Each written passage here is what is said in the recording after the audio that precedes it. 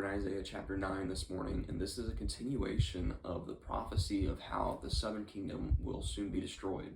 And currently they're facing their two opponents, the Philistines and the Syrians, but they are choosing to fight in their own strength, and they simply cannot win in their own strength. And unfortunately, instead of turning to God like they should, they are going to be turning to the country of Assyria, and the Assyrians will help them win, and the Assyrians will soon take over the other two countries, and years later will take over the southern kingdom.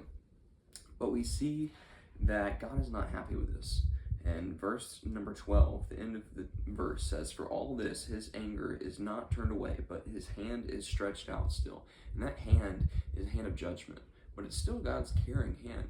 Because if you have God's judgment in your life, that means God's active in your life. And if God is active in your life, then that means that he's not ignoring you. And God doesn't ignore his children. But if you're not God's child, and you feel as if God is ignoring you, that means that you've strayed so far and have gone so far against God that you're like a reprobate mind almost. So seeing God's hand in action is still powerful, and it's still a great example of God's mercy.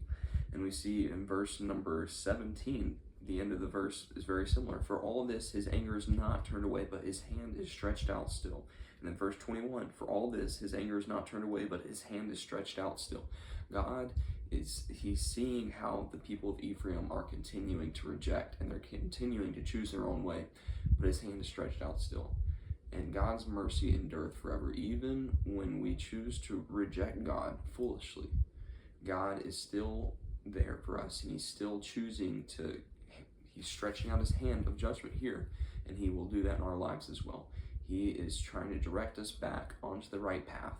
That way our connection and our fellowship can be renewed, and we can continue in the life that we're supposed to live with great fellowship with God.